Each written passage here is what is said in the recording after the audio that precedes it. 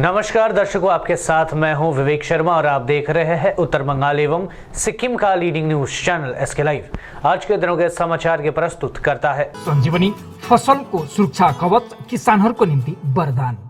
वेबल computer training centre opposite Siliguri college, gate number 2, college Para, Siliguri. टीना का घर बनाने का टोटल समाधान, बाजार भाव से हमारे यहाँ किफायती दाम। International furniture, unbeatable price. Visit a Royal Oak store today. घर के फर्श की चमक को रखिए बरकरार जीप्स निमोल नीम हर्बल के साथ। At Veda School of Languages, VSL in association with HNA, Arms Incorporation, Japan. बस डाउनलोड करें और होलसेल में कपड़ों की शॉपिंग करें A से Z तक। अशोक भट्टाचार्य ने रंगारंग झांकी के साथ किया चुनाव प्रचार, कहा जीत निश्चित। उत्तर बंगाल के दार्जिलिंग जिले में 17 अप्रैल को मतदान होने हैं। जैसे जैसे चुनाव के दिन नजदीक आ रहे हैं, राजनीतिक दलों के प्रचार तेज गति से बढ़ता जा रहा है। दार्जिलिंग जिले के सिलीगुड़ी विधानसभा क्षेत्र से कांग्रेस वाम गठबंधन के उम्मीदवार सीपीएम नेता अशोक भट्टाचार्य एक बार फिर चुनावी मैदान में खड़े हैं। अशोक भट्टाचार्य सिलीगुड़ी विधानसभा के विधायक व राज्य के पूर्व मंत्री रह चुके हैं। वहीं भाजपा ने कभी उनके ही शिष्य रहे शंकर घोष को चुनावी मैदान में उतारा है। वहीं टीएमसी ने डॉक्टर ओम प्रकाश मिश्रा पर दांव खेला है। संयुक्त मोर्चा के उम्मीदवार अशोक भट्टाचार्य पर सबकी नजरें गड़ी हुई है। क्या वे इस बार भी अपनी सीट बचा पाएंगे? वहीं दूसरी ओर अशोक भट्टाचार्य अपनी सीट बरकरार रखने की कोशिश में लगे हैं। उन्होंने चुनाव के ऐलान से पहले ही चुनाव प्रचार शुरू कर दिया था। रविवार को उन्होंने सिलीगुड़ी नगर निगम के 22 नंबर वार्ड में अपने समर्थकों के साथ चुनाव प्रचार किया। उन्होंने सिलीगुड़ी नगर निगम के 22 नंबर वार्ड के रथखोला मैदान से एक रंगारंग जुलूस निकाला।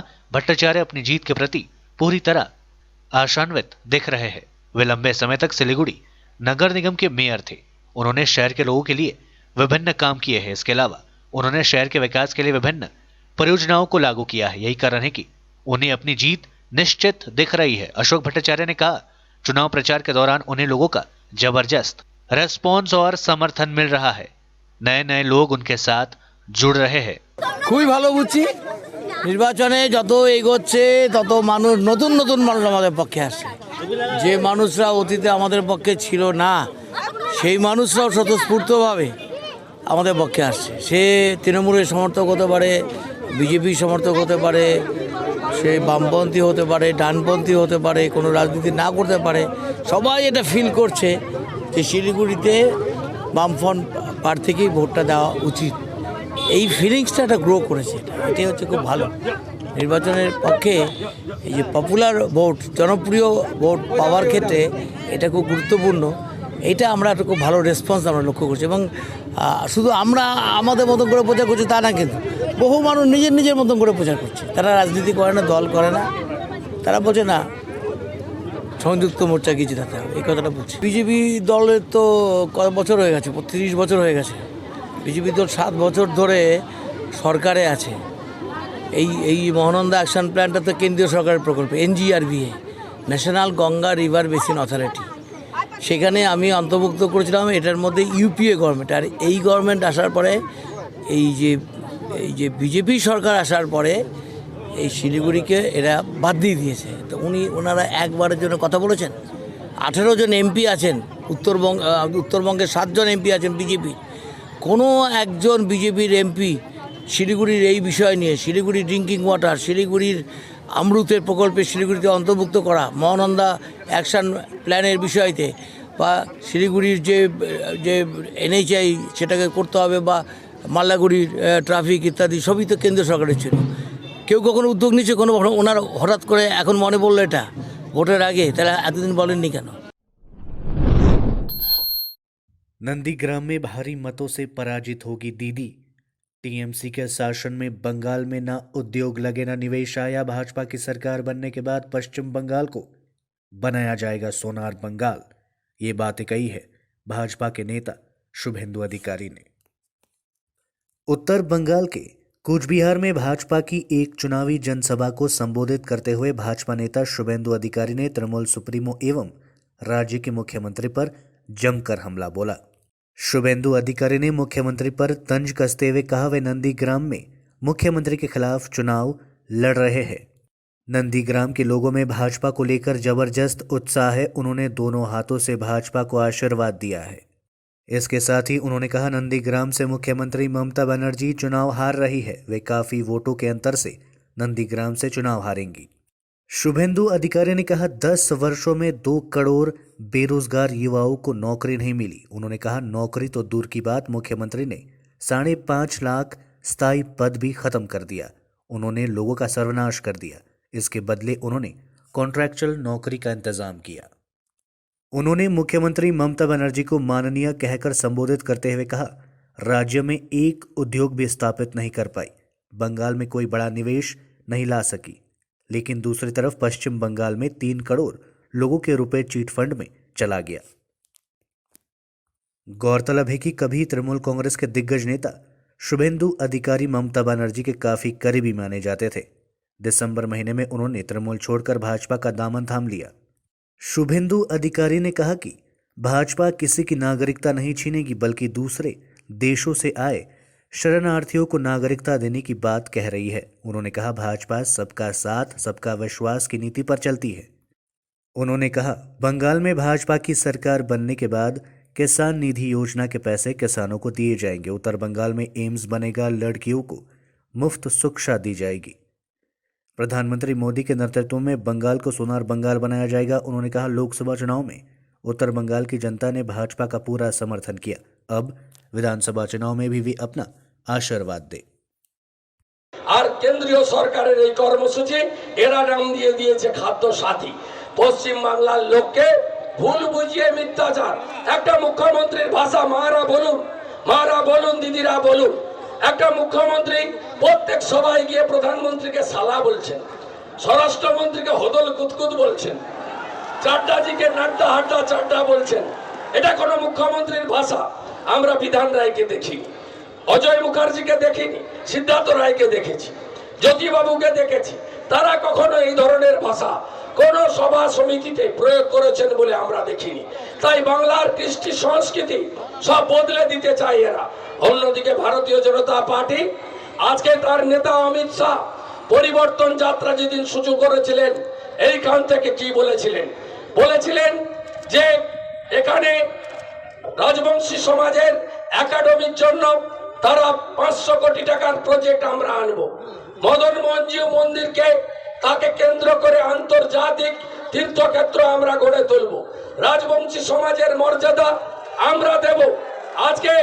আজকে যে এনআরসি, আজকে যে সিএ, তাদের জন্য বাংলাদেশ থেকে আপনারা যারা ধর্মীয় কারণে উৎপীড়িত হয়েছেন তাদেরকে নাগরিকত্ব দেওয়ার জন্য এই নমশূদ্র যারা মতুয়া তারা থেকে শুরু করে বাংলাদেশি হিন্দুদের যারা বিতাড়িত হয়েছেন, অত্যাচারিত হয়েছেন, তাদের নাগরিকত্ব দেওয়ার কথা ভারতীয় জনতা পার্টি ঘোষণা করেছে। ভারতীয় জনতা পার্টি কারোর নাগরিকত্ব কেড়ে নিতে চায় না। ভারতীয় জনতা পার্টি সংখ্যালঘুদের আশ্বস্ত করতে চায়, সবকা সাথ, সবকা বিকাশ, সবকা বিশ্বাস আমাদের নীতি। जोरदार चुनाव प्रचार में जुटे हुए हैं भाजपा के उम्मीदवार शंकर घोष। सिलीगुड़ी विधानसभा केंद्र में इस बार त्रिकोणीय मुकाबला होने जा रहा है। यही कारण है कि सभी उम्मीदवार जोरों शोरों से चुनाव प्रचार में जुटे हुए हैं। इसी कड़ी में आज भाजपा के उम्मीदवार शंकर घोष उत्तरायण टाउनशिप सहित विभिन्न आवासीय परिषद में जाकर लोगों से मिले और अपने पक्ष में वोट देने की अपील की। शहर के आसपास में कई आवासीय परिषद है जिसमें वोटरों की संख्या काफी है।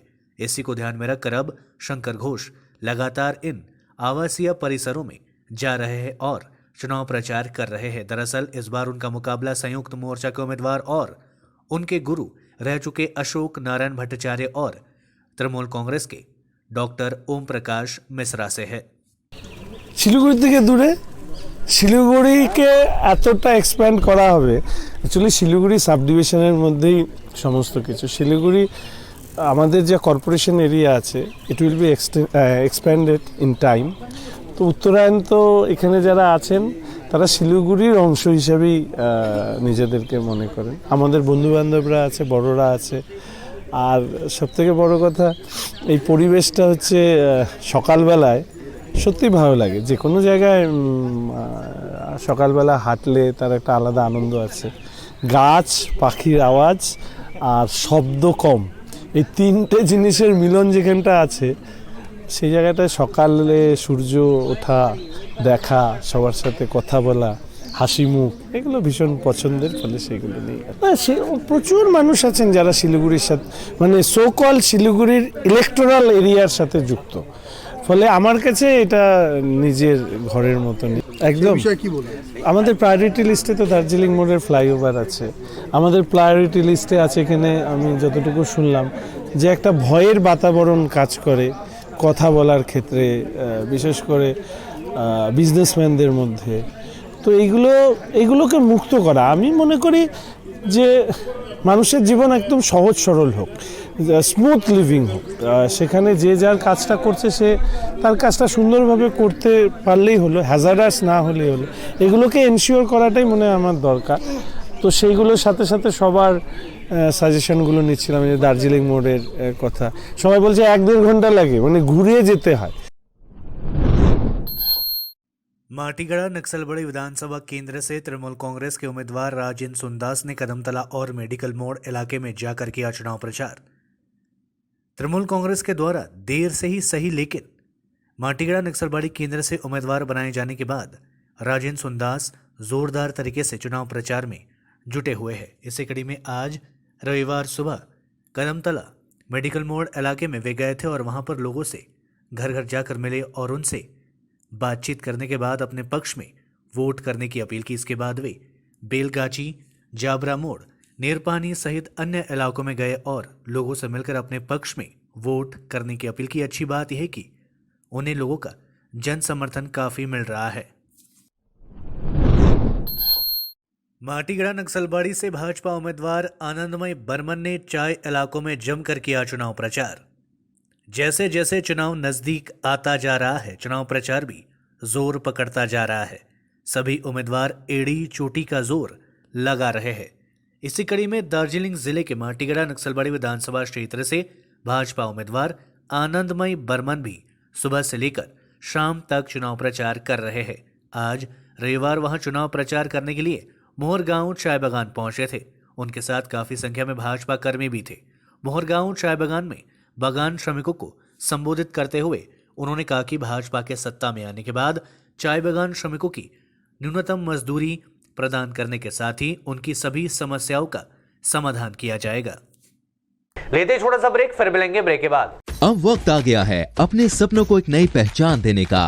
अवेलेबल कंप्यूटर ट्रेनिंग सेंटर आपके लिए लेके आए हैं डिप्लोमा एंड कोर्सेज जैसे English speaking course, software application, financial accounting, Tally, Java, HTML, DTP, C++, Python जैसे बहुत से कोर्सेज एंड डिप्लोमा। और आपको मिलेगा hologram sealed certificate government of West Bengal undertaking, जो आपके हर सपने को देगा एक नई उड़ान। Webel computer training centre opposite Siliguri college, gate number 2, college Para, Siliguri. घर के फर्श की चमक को रखिए बरकरार जीप्स निमोल नीम हर्बल के साथ, क्योंकि निमोल हर्बल नीम घर को साफ ही नहीं रखता बल्कि 99.9% जर्म्स और बैक्टीरिया का जड़ से सफाया भी करता है। घर को स्वच्छ बनाइए, आप भी अपनाइए जीप्स निमोल।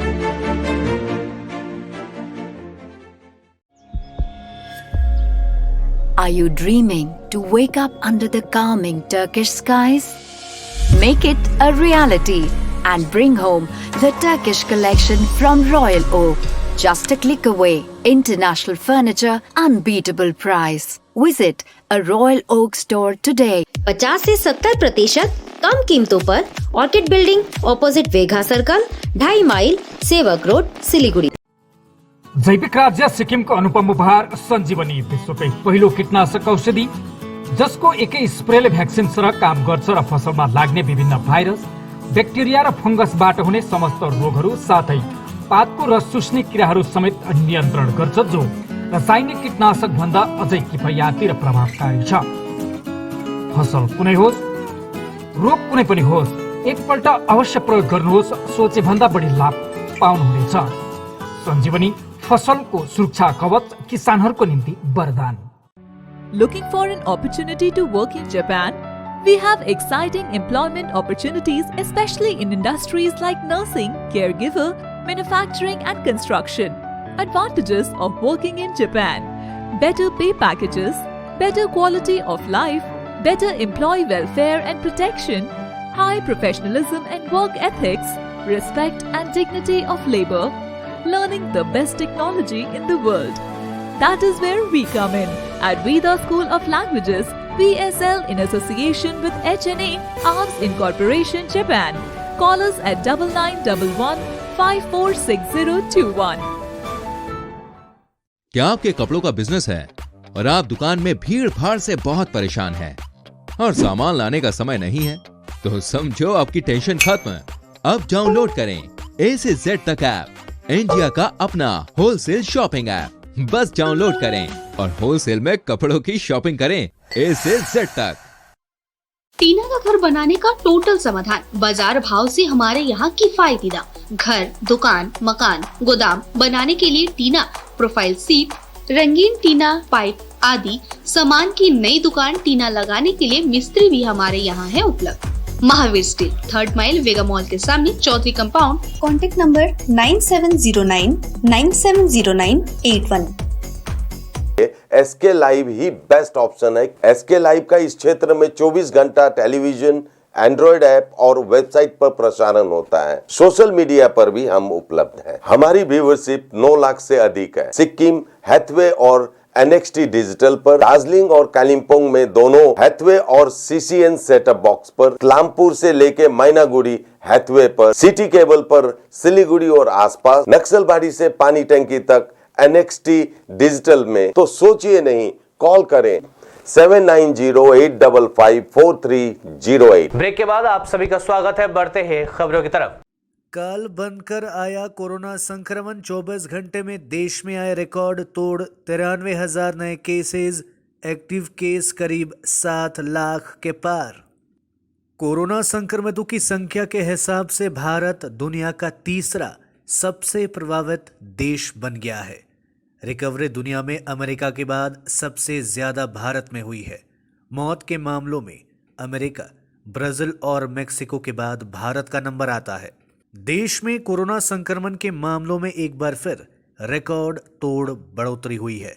6 महीने बाद 197 दिनों बाद पहली बार रिकॉर्ड 93,000 से ज्यादा नए कोरोना केसेस सामने आए। स्वास्थ्य मंत्रालय की ताज़ा रिपोर्ट के अनुसार पिछले 24 घंटे में 93,249 नए कोरोना केसेस आए और 513 लोगों की मौत हो गई। हालांकि 60,048 लोग कोरोना वायरस से ठीक भी हुए हैं। इससे पहले 18 सितंबर को 93,000 से ज्यादा 93,337 केसेस सामने आए थे। अब जानते हैं आज देश में कोरोना की स्थिति आखिर कैसी है। कुल कोरोना केस 1,24,95,509। कुल डिस्चार्ज 1,16,29,289। कुल एक्टिव केस 6,91,597। कुल मौत 1,64,623। कुल टीकाकरण 7,59,79,651 डोज दी गई। देश में हर दिन सबसे ज्यादा कोरोना संक्रमण के मामले महाराष्ट्र में आ रहे हैं और सबसे ज्यादा मौत भी यहीं हो रही है। महाराष्ट्र में कल कोरोना वायरस संक्रमण के 49,447 नए मामले सामने आए। महामारी की शुरुआत के बाद से राज्य में एक दिन में यह सबसे ज्यादा मामला है। वहीं संक्रमण से और 277 मरीजों की मौत होने के साथ राज्य में महामारी से मरने वालों की कुल आंकड़े बढ़कर 55,656 पहुंच चुकी है। राज्य में अब तक संक्रमित हुए रोगियों की कुल संख्या 29,53,523 हो गई है। भाजपा उम्मीदवार सौमेन रॉय के समर्थन में निकाली गई भव्य रैली, रॉय ने जमा किया नामांकन। उत्तर दिनाजपुर जिले के कालियागंज में भाजपा की ओर से भाजपा उम्मीदवार सौमेन रॉय के समर्थन में एक भव्य रैली निकाली गई। कालियागंज विधानसभा के भाजपा उम्मीदवार सौमेन रॉय के समर्थन में निकले इस रंगारंग जुलूस में भाजपा के उत्तर दिनाजपुर जिलाध्यक्ष विश्वजीत लहरी, कालियागंज विधानसभा के संयोजक राणा प्रताप समेत अन्य शीर्ष नेताओं ने हिस्सा लिया था। रैली पार्वती सुंदरी हाई स्कूल के मैदान से शुरू होकर कालियागंज शहर के विभिन्न मार्गों की परिक्रमा करते हुए वापस स्कूल मैदान पहुंचकर समाप्त हुई। इस अवसर पर कालियागंज विधानसभा के भाजपा के उम्मीदवार सौमेन राय ने कहा कि आज नामांकन पत्र जमा किए हैं, इसलिए आम लोगों और पार्टी कार्यकर्ताओं और समर्थकों के साथ वे एक विशाल जुलूस पर निकले हैं। रैली के साथ वे रायगंज कर्णझोड़ा पहुंचे और अपना नामांकन पत्र जमा किया। इसके साथ ही उन्होंने दावा किया कि विकास के लिए कालियागंज में इस बार कमल खिलेगा। শুনেন, দিদি তো বলছিল খেলা হবে, খেলা করতে গিয়ে উনি মানে এখন নিজেই মানে চলতে পাচ্ছেন না, না ড্রামা দেখাচ্ছেন উনি জানেন। কারণ ড্রামা তো এর আগে উনি দেখিয়েছেন নন্দীগ্রাম সিঙ্গুরের ম্যাটারে, সেখানে অনশনের নাম করে মুরগির মাংস খেয়ে ড্রামা করেছিলেন, তারপরে চপ্পল পরে ড্রামা করেছেন, এবং শেষমেশ যখন ডুবে যাওয়ার পালা সেই সময় উনি পা ভেঙে ড্রামা করছেন। আর পা ভেঙে ড্রামা করুক আর যাই করুক, উনি যে খেলার জন্য যে চ্যালেঞ্জ দিয়েছিল, আমরা সেই খেলার জন্য তৈরি। খেলা তো হবেই, ঘরে ঘরে পদ্মফুল ফুটবে। আর কালিয়াগঞ্জ নির্বাচনে ভারতীয় জনতা পার্টি এই বিধানসভা নির্বাচন উপনির্বাচনের জবাব আমরা দেব। আর শুধু কালিয়াগঞ্জ নয়, আমাদের জেলাতে যে 9টা বিধানসভা থেকে তৃণমূল কংগ্রেসকে শূন্য হাতে এই জেলাতে ফিরিয়ে দেব। নির্বাচন কমিশন তার ভূমিকা পালন করছেন, আমরাও দেখছি, নজর রাখছি। যদি কোনো ত্রুটি বিচ্যুতির ব্যাপার আমাদের চোখে পড়ছে, আমরা নির্বাচন কমিশনকে জানানোর চেষ্টা করছি। নির্বাচন কমিশন নিশ্চয়ই তার সঠিক সিদ্ধান্ত নেবেন। আর যদি সঠিক সিদ্ধান্ত না হয়, তার জন্য আমাদের তো আন্দোলনের রাস্তা খোলা আছে। দেখুন, নমিনেশন পত্র অফিসিয়ালি জমা এখনো হয়নি, আমাকে এক্ষুনি ছুটে যেতে হবে। কারণ আমি এখানে র্যালিতে আসার আগে আমার সমস্ত কাগজপত্র ডকুমেন্টস আমার লয়ারকে দিয়ে আমি নিজেই অফিসে গিয়ে দিয়ে এসেছি তাদের ভেরিফিকেশনের জন্য। সভাপতি আমাকে এখনই বেরিয়ে যেতে হবে সেখানে। যদি আমার কোনো প্রয়োজন হয় সেক্ষেত্রে আমাকে তো ঠিক সময় পৌঁছে দিতে হবে। দেখুন, মানুষ নিশ্চিত করে ঠিক করে নিয়েছেন ভারতীয় জনতা পার্টিকে বাংলায় ক্ষমতা আসবেন এবং মাটি মানে মানুষকে পরাস্ত করে সোনার বাংলা রূপায়িত করবেন। সভাপতি এই মানুষ নরেন্দ্র মোদীর মানুষ, এই মানুষ বিজেপির মানুষ, এই মানুষ পদ্মফুলের মানুষ। এটা নতুন কিছু নয়, এবার ঘরে ঘরে পদ্মফুল।